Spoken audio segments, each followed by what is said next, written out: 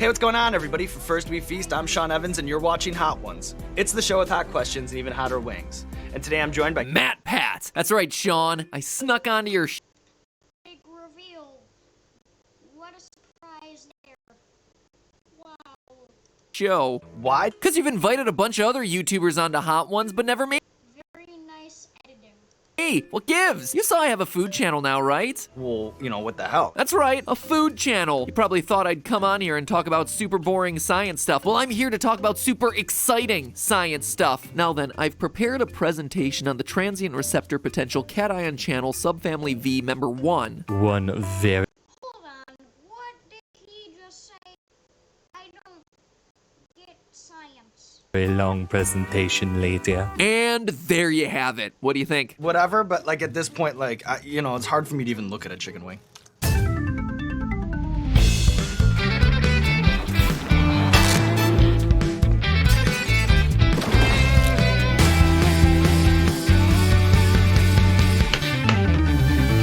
Hello, Internet! Welcome to Food Theory, the show that spices up science by peppering in puns. So, one show I resent not being invited onto, one show I enjoy watching online is Hot Ones, which, as you probably know, combines celebrity interviews with pain by forcing both interviewer and interviewee to eat spicier and spicier chicken wings as the episode progresses. I don't want to do that.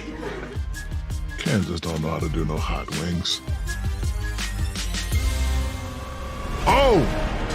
Oh! Guess what got me? God. On their final interview question, guests take on the infamous last dab sauce, made from Well, that looks intimidating. Very intimidating. the hottest peppers in the entire world, and I just so happen to have myself a bottle of the last dab sauce that I've been saving for a special occasion. Just look at that thing. Beautiful, isn't it? Now, if it seems like I'm totally brown-nosing the show, it's because I totally am. I want to be on Hot Ones. Wow. And just in case I ever do get called up to the big leagues, I gotta be prepared. That's why today, Steph and I are getting spicy. Ooh, phrasing. That's not bad. Ooh, phrasing. Gotta try that one again. That's why today, Steph and I are bolstering our spice tolerances and doing some spicy science. Today, through good old research and experimentation, we're gonna show you and ourselves how to stay cool while eating hot wings by testing the best antidotes the internet has to offer. All right, so we are here Already 3 minutes in the video. in the Spice Lab, as I like to say. It is our pale imitation of the First We Feast Hot One set. Okay, so where are we starting in terms of like relative time?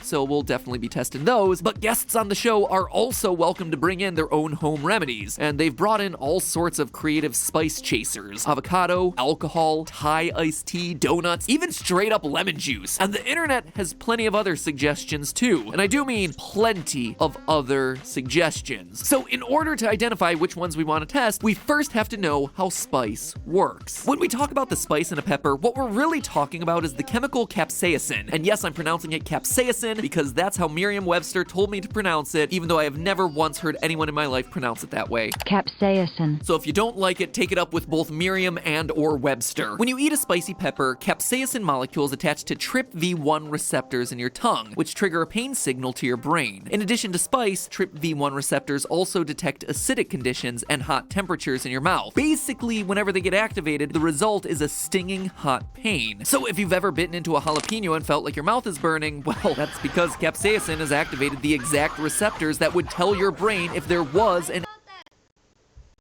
little firefighters were in my mouth and putting out a fire. No duh. Jesus.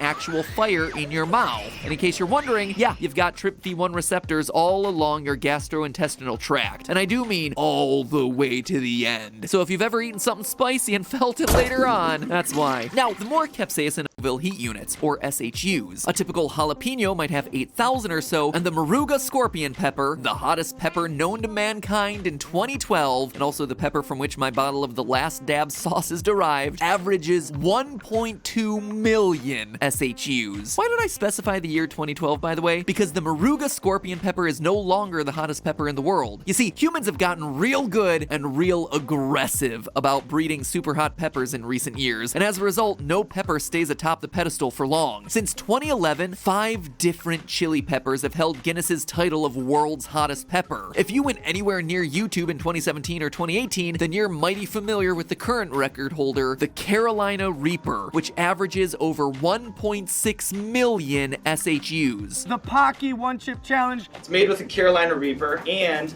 there's only one in each package. It's nothing to me. So Link has the hiccups. Instant regret. Rhett looks like he wants to die.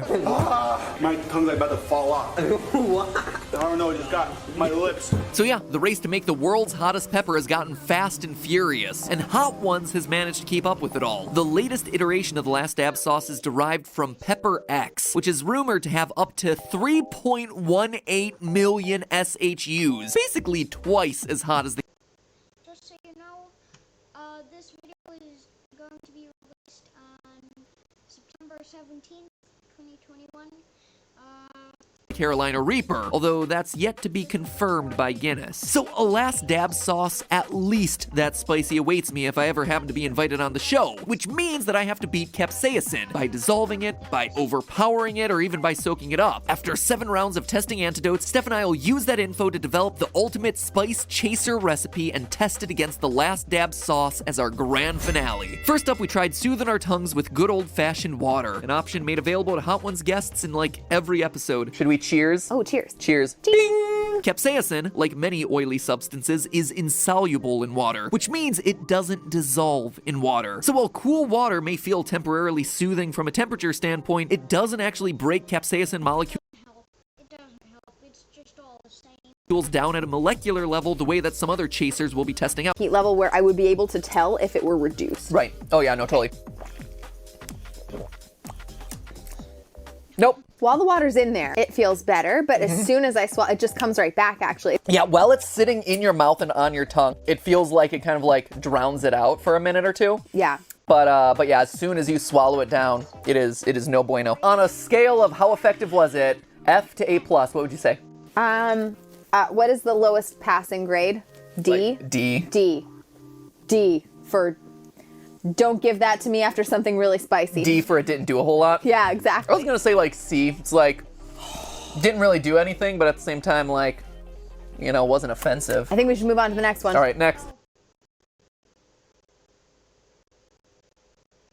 I'll get back right after the commercial break.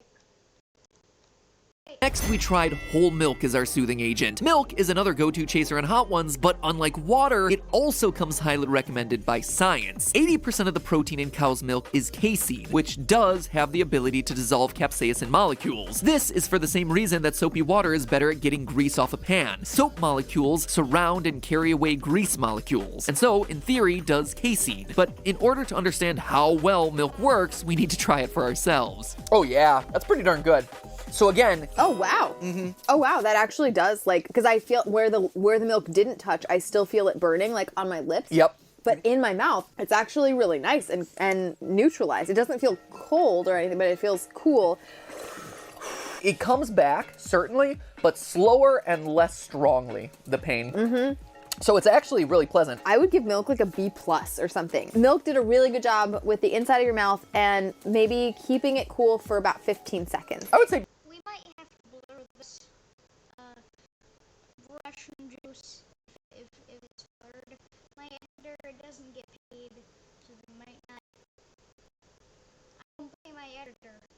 B+ too. Yeah. I think so too. So milk worked better This is the first video of Kermit Reacts. than than water, but I'm not convinced a B+ is gonna be cutting it against the last dab sauce. So we continued with alcohol. Since capsaicin is soluble in alcohol, science left us with little choice but to go in and buy some vodka. We are actually not drinkers. We just don't like the taste of alcohol, actually. And so we had to go out and buy alcohol for this experiment because we don't just like keep high concentration alcohol on hand in our house. We're what we call educational drinkers, where we like learning about alcohol and taste testing a lot of them and learning about the history and being able to like identify interesting things in the flavors of them. But when it comes to like actively seeking it out for enjoyment, we're just not those people. Yeah, we're not those people. Getting crunk in the name of science. Woo!